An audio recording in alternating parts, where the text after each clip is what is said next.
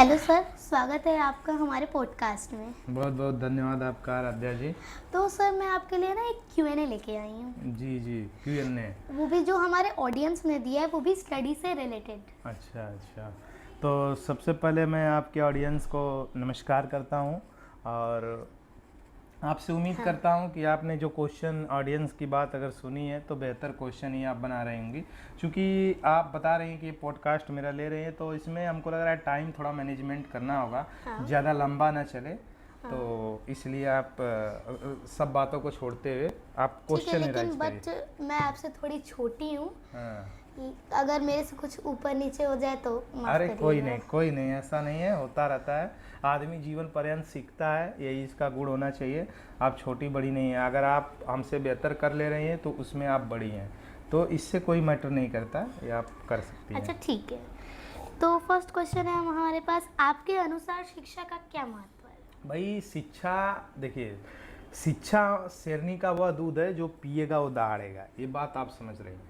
और ये पूरा दुनिया जानती है लेकिन इसको फॉलो नहीं करती है। तो मुझे लगता है कि शिक्षा किसके लिए, सबके लिए वैसे तो ज़्यादा ज़रूरी है। हाँ। और लेकिन मध्यम सही वर्ग के बात है। लिए, हाँ। हाँ, मध्यम वर्ग के लिए बहुत ज़्यादा ज़रूरी है। क्यों ज़रूरी है? क्योंकि उसके पास कोई इंफ्रास्ट्रक्चर है नहीं कि उसके पापा या उसका बैकग्राउंड अच्छा है कि उसको मिल जाए, बिजनेस कर ले, 10 लाख, 1 करोड़, 50 लाख मिल जाए, तो ऐसा कुछ है नहीं। तो मुझे लगता है कि सबसे ज़्यादा जो ज़रूरी है आज के समय में मध्यम परिवार के बच्चों के लिए, तो शिक्षा। शिक्षा से वो क्या कुछ नहीं हासिल किया जा सकता है, सब कुछ हासिल किया जा सकता है। मन लगा कर आदमी अगर पढ़ ले 10-12 साल तो वो बेहतर कर सकता है। तो मुझे लगता है कि शिक्षा में बेहतर किया जा सकता है और शिक्षा से ही पाया जा सकता है। उसके अलावा मध्यम सही परिवार बात के है। लिए हाँ, कोई बिल्कुल। दूसरा रास्ता नहीं है। जैसे कॉफ़ी के बदले आप चाय ले सकते हैं या चाय के बदले कॉफ़ी, लेकिन बिना मध्यम परिवार को आगे बढ़ने के लिए पढ़ाई का होना अत्यंत ज़रूरी है। हाँ सर, तो वो सही इसलिए है। सभी लोगों, आपके ऑडियंस से मैं यही चाहूँगा कि सब अपने घर के जो बच्चे हैं उनको विशेष ध्यान दीजिए, क्योंकि वो आने वाली पीढ़ी है। अगर वो अच्छा करेगी तो आप ऑटोमेटिक अच्छा हो जाएंगे। ओके सर, तो हमारे पास सेकंड क्वेश्चन ये है कि आज के बच्चों के सामने सबसे बड़ी चुनौती क्या है? देखिए, ये आपने बहुत अच्छा क्वेश्चन उठाया और मुझे लगता है कि ये क्वेश्चन ज़्यादा बेहतर है कि आज के समय में बच्चों के सामने क्या चुनौती है। आपको क्या लगता है? हमारे हिसाब से तो सबसे बड़ी चुनौती यही समझ में आता है कि भाई मोबाइल, टीवी, ये बड़ी समस्या है। इसका हाँ, सही हम, बात है। हाँ, इस पहलू पे देखें तो मोबाइल और टीवी बच्चों के लिए बहुत ही घातक सिद्ध हो रहा है। क्यों ऐसा हो रहा है? भाई वो बच्चे आउटडोर एक्टिविटी नहीं कर रहे हैं, घर में बैठ रहे हैं, मोबाइल चला रहे हैं। खासकर 5 साल के लिए बच्चों को आप मोबाइल से एकदम दूर रखिए, क्योंकि आजकल की जो मदर हैं, फादर हैं, वो कुछ भाई ड्यूटी कर रहे हैं, कुछ लोग गवर्नमेंटेड जॉब हैं या कुछ कोई भी वर्क कर रहा है, तो बच्चे को खाना बना रहे हैं तो दे रहे हैं, समझ रही हैं? वो दे रहे हैं मोबाइल और वो दिन भर चला रहे हैं 2-4 घंटे। वो बच्चा क्या हो जा रहा है? अंतर्मुखी हो जा रहा है। वो किसी से बात नहीं कर रहा है, कुछ ज़्यादा कुछ है, तो वो प्रभावित हो रहा है। और ये तो हो गया छोटे बच्चों के लिए। बड़े बच्चों के लिए आप जैसा कि क्वेश्चन क्या एक बार क्वेश्चन को फिर से आप आज के बच्चों के सामने सबसे बड़ी चुनौती क्या है? हाँ, अब जैसे बच्चों को मोबाइल दे दिया जाता है तो बोलते हैं हमें कोचिंग पढ़ना है, इसमें होमवर्क करना है, यूट्यूब पे। अच्छा, तो चीज़ें अच्छा और ख़राब दोनों हैं। आप ज़्यादा रील्स स्क्रॉल करते हैं तो इससे बचना चाहिए और रील्स वगैरह से ध्यान कम देना चाहिए और स्टडी पे मेन फोकस करना चाहिए, हाँ, बिल्कुल टारगेटेड बिल्कुल। फोकस होना चाहिए। क्योंकि टाइम कम है, इस पे ज़्यादा और भी डिस्क्राइब से बात किया जा सकता है, लेकिन फिर भी इतना काफ़ी है। बच्चों को, आपके ऑडियंस को मैं यही कहना चाह रहा हूँ कि बच्चों मोबाइल बहुत लिमिटेड चलाइए और लिमिटेड मोबाइल चलाने से और कंटेंट पे फोकस करिए। अनावश्यक रील स्क्रॉल करने से कुछ बेहतर नहीं हो सकता। हाँ, बिल्कुल। बिल्कुल। ओके, तो थर्ड क्वेश्चन है हमारा कि क्या आपको लगता है कि मोबाइल फोन पढ़ाई को प्रभावित करता है? कैसे? नहीं नहीं, मोबाइल फ़ोन बिल्कुल प्रभावित करता है। अगर वही बात हुआ ना, ये पिछले क्वेश्चन से मिलता जुलता हुआ क्वेश्चन है कि अगर मोबाइल फ़ोन हम सही दिशा में यूज कर रहे हैं तब तो कोई बात नहीं है, बेहतर है। लेकिन अगर मोबाइल का मिस यूज कर रहे हैं, reel as far social side पे ज़्यादा रहते हैं, इधर उधर देखते हैं, और रील्स स्क्रॉल करने में लगे हुए हैं। और रील्स ऐसा आ गया है कि आज के बच्चों को पता नहीं चलता 1 घंटा पढ़ाई करते हैं। मैं स्पेशली ये बात बच्चों के लिए बता रहा हूँ कि जो 1 घंटा अगर पढ़ रहे हैं तो उस बीच में मोबाइल पे रील स्क्रॉल करने लगते हैं, तो मैक्सिमम टाइम उनको कब घंटा 2 घंटा बीत जाता है वो पता चलता नहीं। और फेसबुक या जो भी इसका एल्गोरिथम ये है कि आप जैसा देखते जाएंगे रुचि आपको समझता है और उसी अकॉर्डिंग वो कंटेंट आपको प्रोवाइड कराता है, तो फिर आपका इंटरेस्ट बढ़ता जाता है चीज़ें उस पर, फिर आप आगे की तरफ कर जाते हैं। बिल्कुल। हाँ, तो हमारे पास चौथा क्वेश्चन ये है कि लड़कियों की शिक्षा क्यों जरूरी है? हाँ, ये आपने अच्छा क्वेश्चन उठाया, क्योंकि ये जो हमारा समाज है वो पितृसत्तात्मक समाज है। कहीं न कहीं हमारा समाज पितृसत्तात्मक समाज है। तो मुझे लगता है कि इस समाज में, और पहले से भी रहा है, जो भी राजा प्राचीन इतिहास में और मॉडर्न में भी देखेंगे, मॉडर्न में एक ही रानी हुई रजिया सुल्तान, उसको भी कैसे ज़्यादा दिन तक सत्ता में नहीं रह सकी, तो इन किन प्रकार ने उसको हटा दिया गया। ठीक है, तो हमारा जो महिलाओं को, जो लड़कियों को शिक्षा इसलिए ज़रूरी है क्योंकि लड़कियां शिक्षित होंगी। जो गलत अवधारणाएं बनी हुई है कि भाई वो बर्तन मांजती है, वो खाना बनाएगी, वो ये सब चीज़ें करेंगी ना, उनको फिक्स एक एरिया, एक जोन में डाल दिया जाता है कि आप यही काम के लिए एलिजिबल हैं, इससे ज़्यादा आप बाहर नहीं, कमज़ोर होती हैं। लेकिन पिछले कई दशकों से, 1-2 दशकों से ये देखा जा रहा है कि जो हमारा समाज शिक्षित हो रहा है वो अपने लड़के लड़कियों में विभेद नहीं कर रहा है। फिर भी मैं इस बात को कहने में थोड़ी सी भी बेईमानी नहीं करूँगा और बड़ी ईमानदारी से इस बात को मैं कहूँगा कि कहीं न कहीं आज भी हमारा समाज पूर्ण रूप से अभी लड़कियों को एक्सेप्ट नहीं कर पाया है। समझ रहे हैं? बिल्कुल। हाँ, तो इसको एक्सेप्ट करने के लिए कहीं न कहीं शिक्षा जरूरी है। शिक्षित होंगे लोग तो, जैसे अब हम ये बात को पूरे दावे के साथ कह सकता हूँ कि शहर में जो भी लड़कियां शहर में हैं, शिक्षित है, जिनके पापा या फैमिली जिनका बैकग्राउंड है अच्छा है, और वो एजुकेशन, अच्छा का मतलब क्या है, मैं एजुकेशन से बात कर रहा हूँ, उनके माता पिता, दादा दादी, ग्रैंडफादर ग्रैंडमदर वो सेलेक्टेड हैं गवर्नमेंट या एजुकेटेड हैं, तो एजुकेटेड है तो वो प्रीफर इक्वल देते हैं कि नहीं लड़की भी पढ़ेगी लड़का भी पढ़ेगा। और यही कारण है कि पिछले कई दशकों से हमारे समाज में लड़कियों और लड़कों का जो गैप बना हुआ था, तो गैप क्या हो रहा है, मेंटेन हो रहा है। इस बात को आप समझ सकते हैं, मेंटेन हो रहा है। बिल्कुल। अब आगे और भी पूछिए। ओके, 5वां क्वेश्चन है हमारे पास कि यदि आपके गांव या फिर शहर में कोई समस्या है तो आप किस समस्या को सबसे पहले हल करना चाहेंगे? मैं स्वच्छता की समस्या। स्वच्छता, बिल्कुल बिल्कुल सही कह रहे हैं। तो अगर देखिए गांव में या फिर आप देखेंगी ना, सबसे बड़ी समस्या आज के समय का जो है वो हमारे हिसाब से लग रहा है कि पर्यावरण है। पर्यावरण को हम लोग नहीं बचाएंगे, आज पॉडकास्ट ले रहे हैं तो ये इस समय कितना डिग्री टेम्परेचर होगा, हमको लग रहा है कम से कम 44 डिग्री टेम्परेचर एबव होगा। तो ये टेम्परेचर को मेंटेन कैसे किया जाएगा, जो ग्लोबल वार्मिंग बढ़ रहा है इसको कैसे मेंटेन किया जाएगा? कहीं ना कहीं हम लोग जिम्मेदार हैं, जो अंधाधुंध वनों की कटाई कर रहे हैं, और कहीं ना कहीं ये हमारे जो ग्लोबल वार्मिंग को बढ़ा रहा है। और अपने निजी स्वार्थ के लिए मैं अंधाधुंध जो कटाई हो रहा है, कंक्रीट बिल्डिंग को कंक्रीट किया जा रहा है, तो कहीं न कहीं ये हमारे बड़ी चिंताजनक। दूसरा चीज, स्वच्छता की बात कर रहे हैं, स्वच्छता भी उतना ही जरूरी है, क्योंकि तमाम डिजीज बीमारियां जो बच्चों को भी और परिवार को भी गांव में लोग ध्यान नहीं देते हैं, शहरों में भी ध्यान नहीं देते हैं। और ध्यान इसलिए भी नहीं देते हैं कि लोगों को लगता है कि नहीं ठीक है, इतना अंधाधुंध व्यस्तता होने के कारण लोग इधर उधर चले जा रहे हैं। तो कहीं ना कहीं इस पे हमें फोकस करना चाहिए। हाँ, और उसको सफाई में भी ध्यान देना चाहिए। ठीक है। 6वां क्वेश्चन है, पर्यावरण की रक्षा के लिए बच्चे क्या कर सकते हैं? देखिए, पर्यावरण की अगर बात करें रक्षा के लिए, तो सबसे पहले तो प्लास्टिक का उपयोग कम करिए, पेड़ों को कटने से बचाइए, एक मुहिम चलाइए। और बच्चों को संदर्भ में आपने पूछा, कि बच्चों को, छोटे बच्चे क्या इसमें योगदान करें, यही जागरूकता, अपने मम्मी पापा, अगल बगल स्कूल, वो बड़े होंगे, क्योंकि आने वाला जो आपकी, हमको लगता है आप जेनजी हैं, जेनजी है ना? जेनजी नहीं है। अच्छा, जेनजी जो है वो दूसरे ईयर के, लाइक 2017 से कुछ आगे। नहीं, अच्छा, लेकिन जो मैं अल्फा। अल्फा हूँ। Okay okay, alpha. लेकिन आप है ना आप जेन अल्फा मिलेनियल्स हैं। हैं। हाँ बिल्कुल, हाँ। जेन अल्फा है, मैं मिलेनियल्स हूँ, बात या। ठीक है। तो अभी जेनजी आंदोलन भी मूवमेंट चल रहा है, हाँ, इस और टाइम। कहीं ना कहीं देख रही होंगी नेपाल में गवर्नमेंट ही पलट दिया गया। हाँ। तो ये सब चीज़ें ठीक है। बिल्कुल। अच्छा, आप लोग देश की भविष्य हैं और भविष्य हैं, और उसको आप लोग बेहतर कर सकती हैं, तो जागरूक करिए, प्लास्टिक का यूज कम करिए। पेपर बैग्स का यूज हाँ, करना चाहिए। पेपर बैग्स का यूज करना हाँ। चाहिए। ये सब चीज़ें, बहुत से चीज़ें हैं, चूँकि टाइम नहीं है, पॉडकास्ट ज़्यादा लंबा ना हो, इसलिए मुझे लगता है कि आगे बढ़ना चाहिए आपके अगले क्वेश्चन की बिल्कुल, हाँ। तरफ। 7 क्वेश्चन है हमारे पास। क्या आपने कभी किसी जरूरतमंद की मदद की है और उस अनुभव से क्या सीखा आपने? देखिए, प्यासे को पानी पिलाना बहुत बड़ा पुण्य का काम होता है। पुण्य का, हाँ। अगर आप, प्यास तो नहीं लगी, अगर उसको पानी दे रहे हैं तो कोई मतलब नहीं है।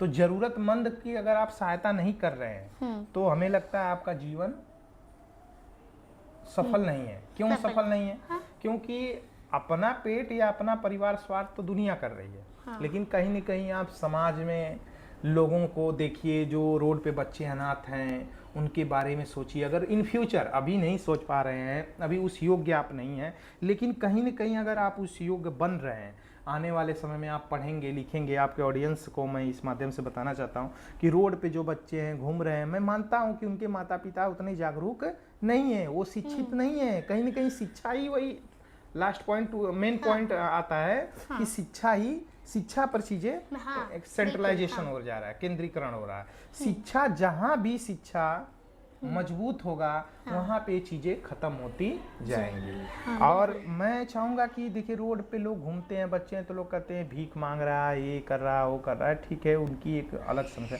अगर इतने ही वो सिंसियर होते हैं, तो बच्चों को, उनके जो गार्जियन होते हैं, वो कहीं ना कहीं उनको चिंता होती, लेकिन वो ऐसा नहीं है। उनको शिक्षा जीरो है, उनको, बच्चों को कोई चिंता नहीं है।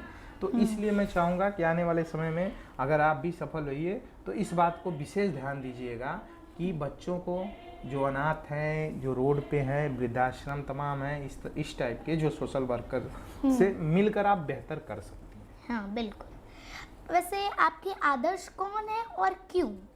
देखिए, आदर्श की बात करें तो हमारे जो APJ अब्दुल कलाम साहब हैं, मैं उनको एकदम बता रहे हैं, दिल से सैल्यूट करता हूं। और उनके जो कर्तव्य हैं, ये लोग ऐसे हैं, रहे हैं ना, कि मतलब देश के प्रति जो उनका समर्पण रहा है, वो बहुत ही लाजवाब रहा है। बात को आप समझिए कि उन्होंने, उनके पास क्या बचा लास्ट में? वो नहीं है इस दुनिया में।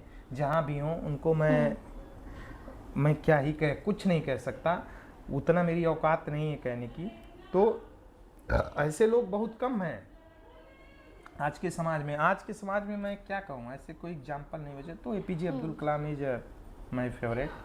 ओके सर, क्वेश्चन है, यदि आपको एक दिन के लिए प्रधानाध्यापक या जिला अधिकारी बना दिया जाए, तो आप क्या बदलाव करेंगे? देखिए, हम चूंकि आज ये आप एजुकेशन से चीज़ें रखी हैं, तो हाँ, मैं बच्चों की education। पढ़ाई पे फोकस करूंगा। और ये जो बातें हुई हैं, हाँ। इस बातों को फोकस करिए और एजुकेटेड करिए। हाँ। आप किसी को एजुकेटेड कर दे रहे हैं, तो वो चीज़ों को गलत और सही समझने में वो सक्षम हो जाएगा। आराम। अगर वो गलत सही समझ रहा है, तो फिर आपको क्या लगता है कि उसको आप बहकावे नहीं कर सकते।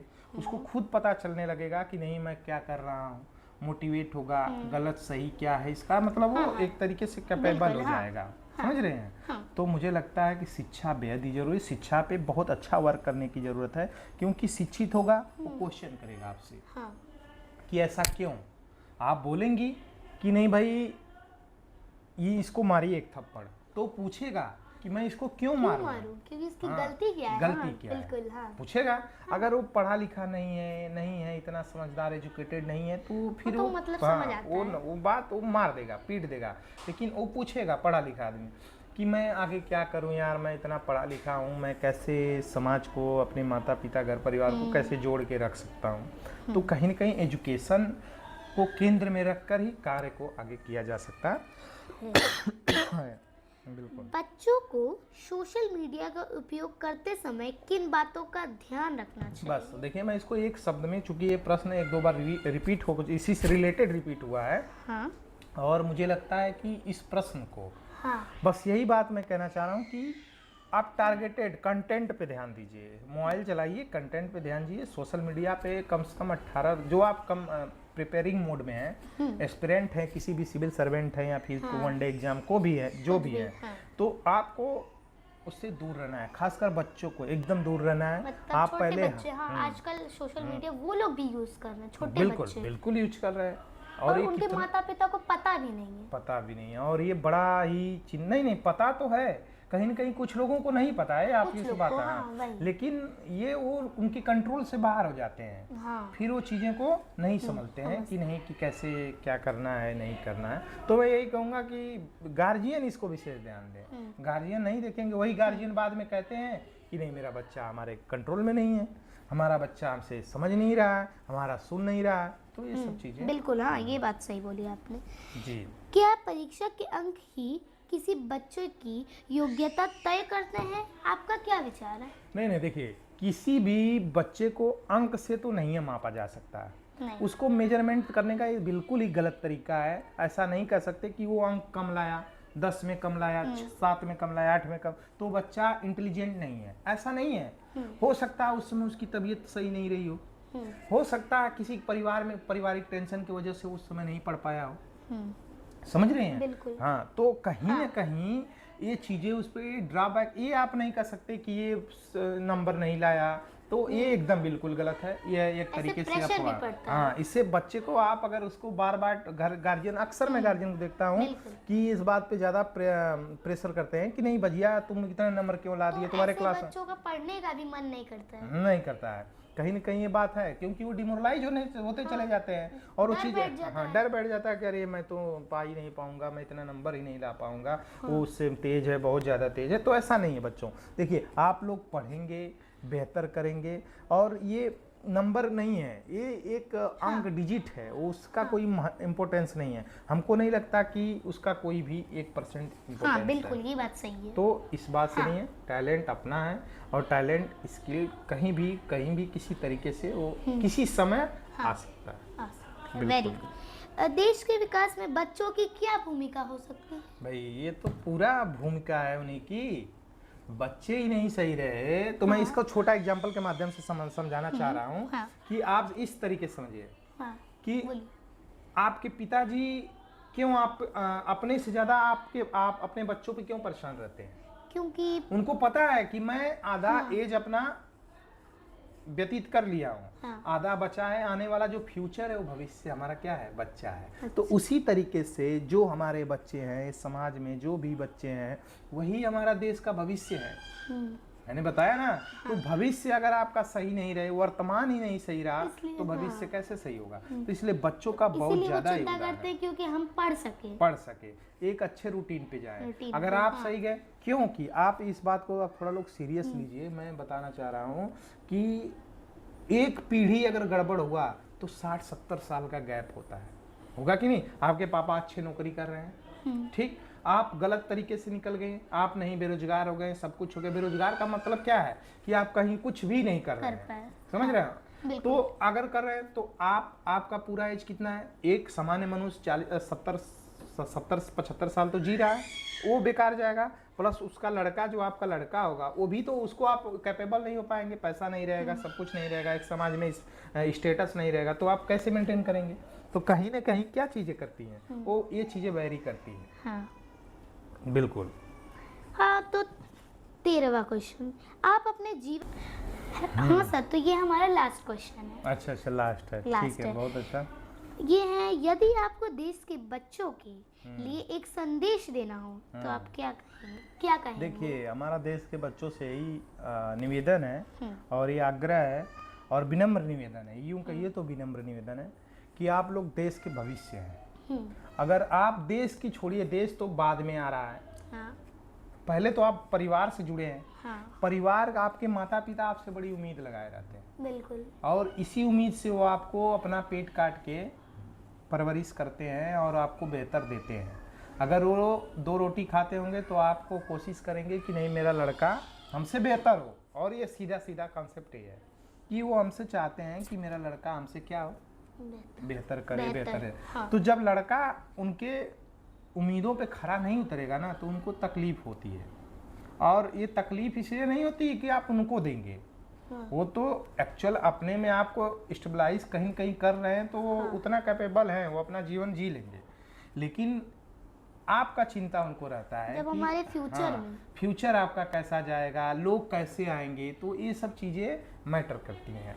और मुझे लगता है कि बच्चों को मन लगा के पढ़ाई करना चाहिए, खासकर 4 से 5 7 साल तक। और इतना पढ़ाई करिए कि मेहनत करिए कि आप जीवन में कुछ न कुछ हो जाएंगे। जो मन से पढ़ता है भाई, मैं कह रहा हूँ कि वो कहीं न कहीं सेलेक्ट होता है, इसमें नो दुराय। कोई ज़रूरी नहीं कि नौकरी ही पाए, उसके पास सेंस आएगा, बुद्धि आएगा, तो कहीं न कहीं कोई न कोई रास्ता बेहतर करेगा।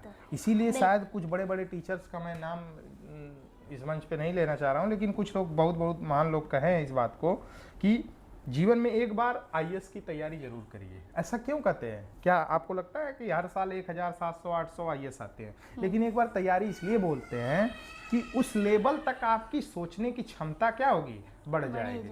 हाँ, उस लेवल तक आप सोचने की क्षमता बढ़ जाएगी। कैसे आप चीज़ों को, लोगों को देखने की नज़रिया बदल जाएगा, जो कुंठा आपके मन में रहेगी वो हट जाएगी। इसलिए जीवन में सभी बच्चों को एक बार, नहीं कोचिंग ऑफलाइन पहुंचा पा रहे हैं, ऑनलाइन अब तो ज़्यादा प्लेटफॉर्म हो गए ऑनलाइन, तो उस पर भी आप आराम से बच्चों को प्रोवाइड करा सकते हैं कि नहीं एक बार पढ़े। वो आईएएस बने या ना बने, रुचि नहीं है, फिर भी ये प्रयास होना चाहिए कि उस लेवल का कंटेंट उसको मिले। और जब उस लेवल का कंटेंट मिलेगा तो उसका माइंड ग्रोथ होगा, उसका सकारात्मक परिणाम मिलेगा। और यही बातें हैं। बहुत अच्छा सर, आपसे अच्छा तो कोई बताएगा नहीं, इससे बहुत ज़्यादा मोटिवेशन मिलेगा ऑडियंस को हमारे। नहीं, सही है, अच्छा है। आप लोग मन के, आपसे भी हमें बात करके बहुत अच्छा लगा है और उम्मीद है कि आप बेहतर करेंगी। So much thank you sir. Thank you.